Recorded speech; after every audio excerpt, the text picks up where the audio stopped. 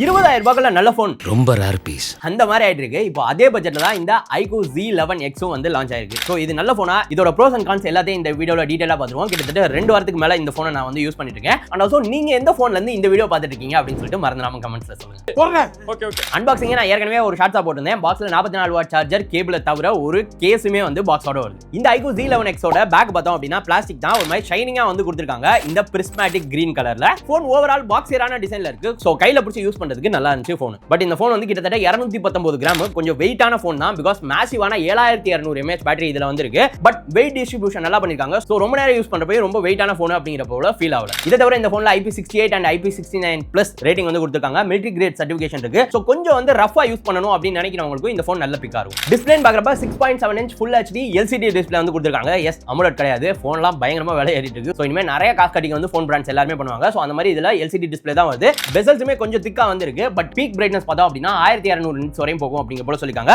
Overall இந்த display பார்த்தோம் அப்படின்னா நல்ல ஒரு பிரைட்டான டிஸ்பிளே, கலர்ஸுமே வந்து நல்லா இருக்கு. ஸோ நீங்க மூவிஸ் பார்க்க, மல்டிமீடியா கன்சப்ஷன் எல்லாத்துக்குமே இந்த டிஸ்பிளே ரொம்பவே நல்லா இருக்கு. அண்ட் இது LCD டிஸ்பிளே அப்படிங்கறனால ஃபிங்கர் பிரிண்ட் சென்சார் வந்து சைடுல பவர் பட்டனுக்குள்ள வந்து கொடுத்துருக்காங்க. ஃபாஸ்டா வந்து இருக்கு, ஈஸியாவும் இருக்கு யூஸ் பண்றப்ப. அடுத்து பெர்ஃபார்மன்ஸ் பார்க்கறப்ப இதுல Dimensity 7400 டர்போ ப்ராசஸரோட வந்து வருது. LPDDR4X RAM UFS 3.1 ஸ்டோரேஜோடையும் 6GB ல இருந்து RAM ஆப்ஷன்ஸ் வந்து ஸ்டார்ட் ஆகுது. நான் வச்சிருக்கிற மாடல் வந்து 8GB 256GB இதான் மேக்ஸ் மாடல். பெர்ஃபார்மன்ஸ் பார்க்கறப்ப இந்த பட்ஜெட்ல இது ஒரு செம கேப்பபிளான ப்ராசஸர் அப்படின்னு கண்டிப்பாவே சொல்லணும். டே டு டே டாஸ்கா இருக்கட்டும், சோஷியல் மீடியா இருக்கட்டும், ஹெவியான மல்டி டாஸ்கிங் எல்லாத்தையுமே இந்த போனால தாராளமா வந்து ஹேண்டில் பண்ண முடியும். கேமிங்கை பொறுத்தவரை BGMI நான் வந்து செக் பண்ணி பார்த்தேன். பேலன்ஸ்டுல வச்சு ஆடினீங்கன்னா உங்களால எந்த ஒரு ஃப்ரேம் டிராப்ஸும் இல்லாம ஈஸியா வந்து ஆட முடியுது. அதுக்கு மேல போனீங்கன்னா கொஞ்சம் வந்து ஃப்ரேம் டிராப்ஸ் வந்து வரும். பட் கேம் பிளே வந்து ஸ்மூத்தா வந்து இருக்கு. ஓவர் ஹீட்டிங் ஆகவே வந்து இல்ல. ரொம்ப நேரம் கேம் ஆடினப்பையும் சரி, கண்டினியூஸா யூஸ் பண்ணப்பையும் சரி, அவுட்டோர்ல யூஸ் பண்ணிட்டு இருந்தப்பையும் சரி, ஸோ அதெல்லாம் வந்து ரொம்பவே நல்லா இருக்கு இந்த போன். அடுத்து சாஃப்ட்வேர்னு பார்க்கறப்ப Origin OS 6 Android 16 அடிப்படையாக கொண்டு தான் இந்த iQOO Z11X வந்து வருது. 2 வருஷத்துக்கு OS அப்டேட்ஸும் 4 வருஷத்துக்கு செக்யூரிட்டி அப்டேட்ஸும் வரும் அப்படிங்கிற போல iQOO சொல்றாங்க. அண்ட் iQOOட சர்வீஸுமே இப்போ ரொம்பவே ரீசென்ட் டைம்ஸ்ல எனக்கு தெரிஞ்சவங்களுக்கெல்லாம் ரொம்பவே நல்லா வந்திருக்கு. விவோட சர்வீஸ் தான்.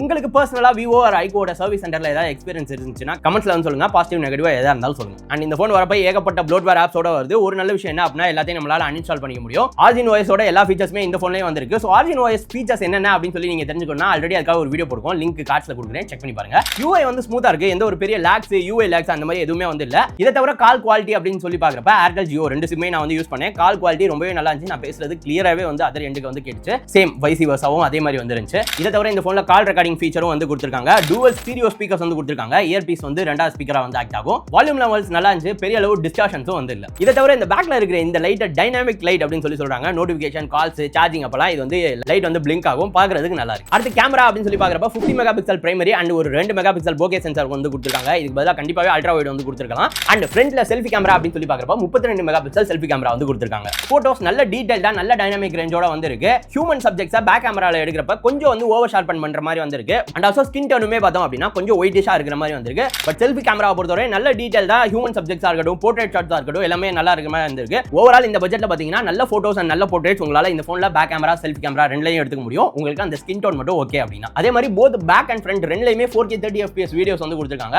ஆனா 4K ல எடுக்கிறப்ப ஸ்டெபிலைசேஷன் வந்து இருக்காது. 1080p ல எடுத்தீங்கன்னா ஸ்டெபிலைசேஷனும் நல்லாவே இருக்கு. கடைசில இந்த போனோட ஒரு மிகப்பெரிய USP அப்படின்னு சொல்லணும் அப்படின்னாக்கா பேட்டரி தான். கிட்டத்தட்ட 7200 mAh battery and 44 watt charger பாக்ஸோட வந்து வருது. என்னோட இன்டென்ஸான ஹெவியான யூஸ்லயே பார்த்தோம் அப்படின்னா 1.5 நாளுக்கு கண்டிப்பாவே இந்த பேட்டரி லைஃப் வந்து வருது. ஸோ நீங்க நார்மலான கேஷுவலான யூஸரா இருந்தீங்கன்னா 2 நாள் பேட்டரி லைஃப் கண்டிப்பாவே வந்து வரும். கடைசில இந்த போனோட விலை அப்படின்னு சொல்லி பார்க்கறப்ப இதோட base model 6GB 128GB model 19,000 ரூபாய்க்கும், என்கிட்ட இருக்கிற இந்த மேக்ஸ் மாடல் 8GB 256GB இந்த மாடல் பார்த்தோம் அப்படின்னா 23,000 ரூபாய்க்கும் சேல் ஆகுது. நீங்க ஒரு 20,000 ரூபாய் பட்ஜெட் ரேஞ்சில் நல்ல பெர்ஃபார்மன்ஸ் அண்ட் செமையான பேட்டரி லைஃபோட கொஞ்சம் நல்ல லுக்ஸோட ஒரு ஃபோன் பார்த்துட்டு இருந்தீங்கன்னா இந்த iQOO Z11X கண்டிப்பாக உங்களுக்கான பிக்கா வந்திருக்கும். வீடியோஸ் எடுக்கிறதுக்குமே ரொம்பவே கேப்பபிளான ஃபோன் தான். செல்ஃபீஸுமே வந்து ரொம்பவே நல்லா இருந்துச்சு. ஸோ இதான் என்னோட யூஸ்ல நான் வந்து ஃபீல் பண்ணது. இந்த ஃபோனை பத்தி நீங்க என்ன நினைக்கிறீங்க அப்படிங்கிறத மறந்துடாம கமெண்ட்ஸ்ல சொல்லுங்க. அண்ட் ஆல்சோ இந்த வீடியோ மறந்துடாம லைக் பண்ணிட்டு இந்த பட்ஜெட்ல ஃபோன் பார்த்துட்டு இருக்க உங்க ஃப்ரெண்ட்ஸோட இந்த வீடியோ ஷேர் பண்ணி விட்டுருங்க. ரொம்பவே யூஸ்ஃபுல்லா இருக்கும். டெக் சர்டிஃபிகேட் இன்னும் சப்ஸ்கிரைப் பண்ணலைன்னா மறந்துடாம சப்ஸ்கிரைப் பண்ணிடுங்க.